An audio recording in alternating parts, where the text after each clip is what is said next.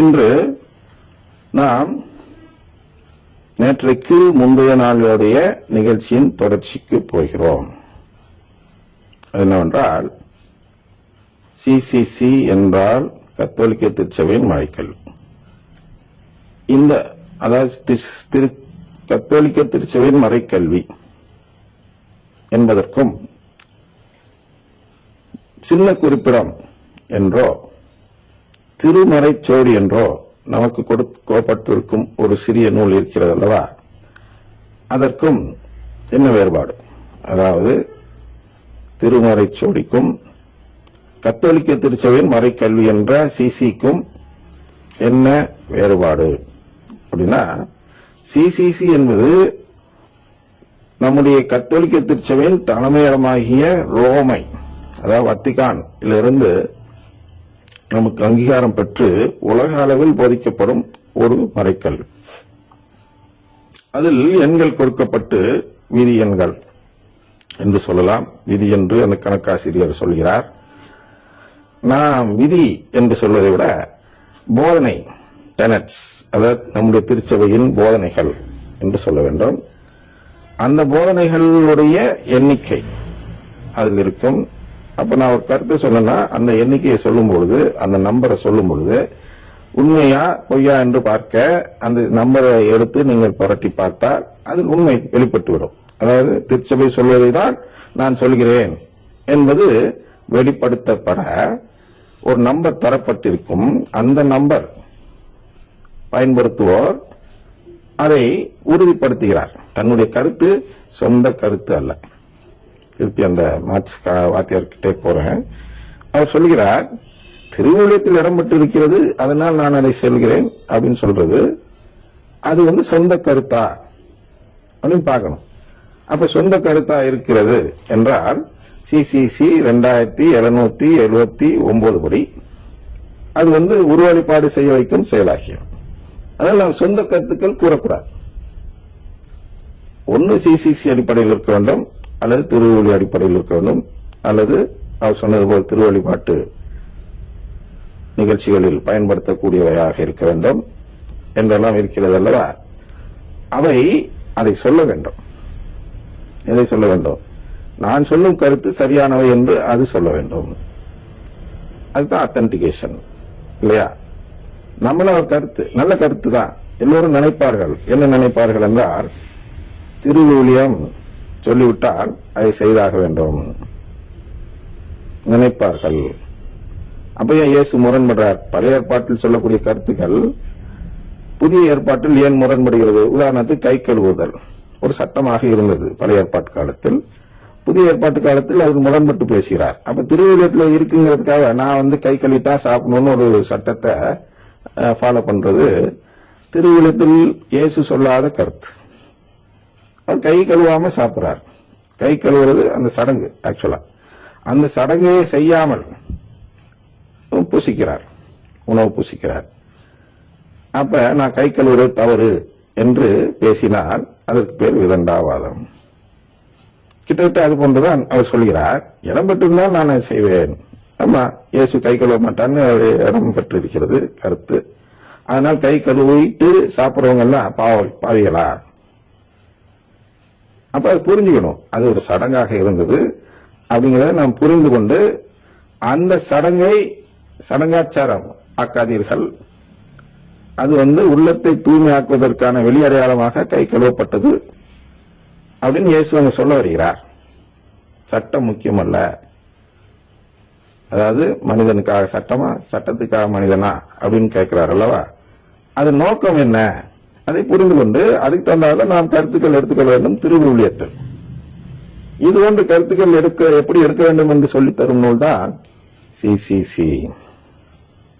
அது ஏன் அப்படின்னா திருச்சபை நமக்கு கருத்து எடுத்து சொல்லி தருகிறது. நீங்க சிசிசியே படிக்காம நேரடியா திருவிழியத்தை வாசித்தாலே அது பாவம் தான். அதனால்தான் மார்ட்டின் லூத்தர் காலத்துக்கு முன்பு திருச்சபை நம்மிடம் திருவிழியத்தை தரவில்லை. நம்மிடம் என்றால் பொதுநிலையினரிடம். இறையியல் படித்தவர்கள் என்று சொல்வதை விட மறைக்கல்வி படித்தவர்கள், திருச்சபையின் மறைக்கல்வி திருச்சபையின் மறைக்கல்வி படித்து முடித்தவர்கள் மட்டுமே படிக்க வேண்டிய நூல் திருவிவிலியம் என்பதால் அந்த திருவிவிலியம் இந்த மறைக்கல்வி படிக்காதவர் கையில் கொடுக்கப்படக்கூடாது என்பதற்காக நம் திருச்சபை தராது வைத்திருந்தது. இது போன்ற தவறான புரிதல்கள் நிறைய வரும் என்பதால் மார்ட்டின் லூத்தர் வருகிறார். என்ன சொல்கிறார் என்றால், திருச்சபை அப்படியே அந்த பைபிளை ஒழிச்சு வச்சிருச்சு, அதை நிறைய திருத்தலாம் பண்ணி மாத்தி தவறான கருத்துக்கள்லாம் செஞ்சிருச்சு. அதனால நான் நேரடியா அதுல டிரான்ஸ்லேட் பண்ணி மொழிபெயர்ப்பு செஞ்சு நான் வெளியிடுகிறேன் இல்லையா. இன்றும் கிங் ஜேம்ஸ் வெர்ஷன் அப்படிங்கறத நம்ம கத்தோலிக்கர் அல்லாத மற்ற சபைகளில் கடைபிடித்து வரும் ஒரு திருவிவிலிய மொழிபெயர்ப்பு என்று சொல்லலாம். அது எதற்காக வந்தது என்றால், இது போன்று வார்த்தைகள் பெசகாகவும் பரட்டி போட்டும் பயன்படுத்தப்படுகிறது கத்தோலிக்க திருச்சபையால் என்று சொல்வதற்காக அவர் கொண்டு வருகிறார். அது ஒன்று கொண்டு வரும்போது என்ன சொல்கிறார் என்றால், இந்த திருச்சபையை நம்மள்ட்ட பைபிள் தரமாட்டேங்குது அப்படின்னு குறை கூறுகிறார். அதனால் பிற்காலத்தில் என்ன செய்கிறார்கள் என்றால், சரி பொதுநிலையினருக்கும் போகட்டும் பார்த்துக்குவோம் அப்படின்னு சொல்லிட்டு ரிஸ்க் எடுத்துதான் அந்த திருவிவிலியத்தை இன்று பொதுநிலையினர் கையிலும் கிடைக்கும் விதத்தில் ஏற்பாடு செய்திருக்கிறது திருச்சபை. அந்த ஏற்பாடு செய்ததனால் வந்த கேடுதான் இந்த பிரேசலாட். என தவறான புரிதல். திருவிவிலியத்தை சரியாக புரிந்து கொள்ள வேண்டும். சரியாக புரிந்து கொள்ளவில்லை என்றால் நாம் பாவம் செய்வோம். திருவிவிலியத்தில் கூறப்பட்டிருக்கிறது என்று சொல்லி சொல்லி பாவம் செய்ய முடியும். சிலை வழிபாடு செய்பவர்களை வெட்டினால் பாவம் இல்லை என்ற கருத்து மோசேயிடம் கடவுள் கூறுவது போல் நானும் கூறுவேன். கடவுள் சொல்லிட்டார், அதனால சிலை வழிபாடு செய்தான், அதனால அவனை நான் வெட்டிவிட்டேன், எனக்கு தண்டனை இல்லை என்று நான் சொன்னால் அது எப்படி ஒரு விதண்டாவாதமோ அது போன்றுதான் இந்த கருத்தும். திருவிவிலியத்தில் சொல்லப்பட்டிருக்கு, அதனால் நான் பிரேசலாட் சொல்வேன் கருத்தும். திருவிவிலியத்தில் பிரேசலாட் ஏன் சொல்லப்பட்டது, இப்ப நாம பயன்படுத்துற பிரேசலாட் ஏன் சொல்லப்படுகிறது, அதில் ஒப்பிட்டுதான் முடிவெடுக்க வேண்டும். எப்படி ஒப்பிட்டு முடிவெடுப்பது? அதற்கு உதவும் நூல் தான் சிசிசி. சிசிசியை படிக்காம வெறும் திருவிவிலியத்தை படித்து பொருள் எடுத்தால் ஒருவரால் பொருளை எடுக்க முடியாது. எடுக்க முடியாதுன்னு இயேசு சொல்றார், நான் சொல்லல. மத்தேயு 13வது அதிகாரத்துல 10-15 வரையும் படிச்சீங்கன்னா அது சொல்லப்படுகிறது. அதே கருத்து மார்க்கிலும் சொல்லப்படுகிறது. மார்க்கில் சொல்லப்படும் பொழுது அதுல தெளிவாக சொல்கிறார், உங்களுக்கு அது புரியக்கூடாதுன்னு. அப்படி இருக்கும்போது கணக்கு வாத்தியார் போன்று இருப்பவர்கள் எப்படி மறைபொருள் மறைக்கப்பட்டிருக்கும், அதாவது மிஸ்ட்ரி என்று ஆங்கிலத்தில் சொல்கிறோம் அல்லவா. மிஸ்ட்ரி என்றால் உண்மை, ஆனால் அது புரியாது என்ற நிலை. அதனால அது மறைக்கப்பட்டிருக்கும்னு தமிழ்ல சொல்றோம். அந்த உண்மையின் உண்மைத்தன்மை, அதாவது பொருள் வெளிப்படாத நிலை, அது கடவுளுக்கு தேவைப்படுகிறது. கடவுளுடைய திட்டத்திற்கு தேவைப்படுகிறது. மறைபொருள் வெளிப்பட்டு விட்டால் என்ன நடக்கும் என்றால், நன்மை தீமை அறிந்தவர்களாக மனிதன் மாறிவிடுவான். அதனால் அவனை சோதிக்க முடியாத சூழ்நிலை வந்துவிடும். ஆதாம் ஏவாளுக்கு வந்தது போல் வந்துவிடும்.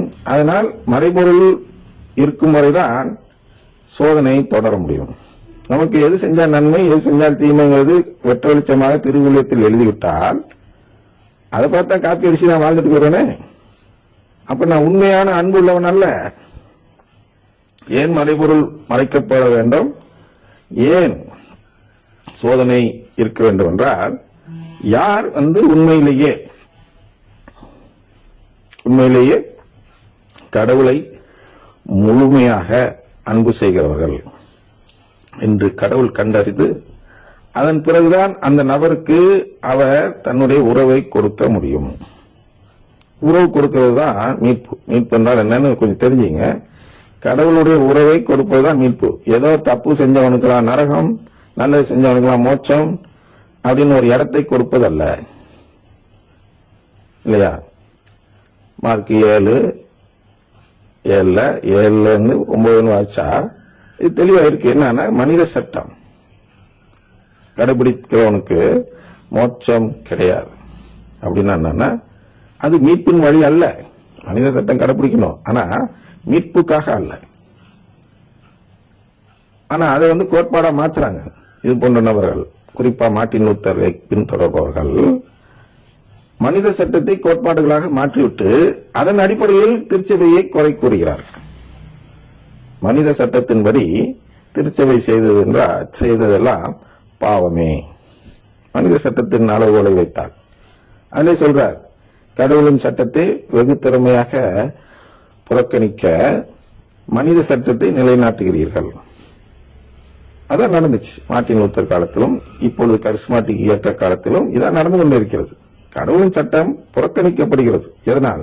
இந்த பிரேஸ் தி லார்ட் என்ற வாழ்த்துறையால். அதுல ஒரு உதாரணம், ஆதாரம் தான் இந்த கணக்கு வாத்தியார் கொடுக்கும் இந்த கமெண்ட். திருவிழியத்தில் இருக்கிறது, அதனால் நான் பயன்படுத்துகிறேன். திருவிழியத்தில் இருக்கிறத பயன்படுத்தினா அவனை மீட்பு எந்த வசனம் சொல்கிறது?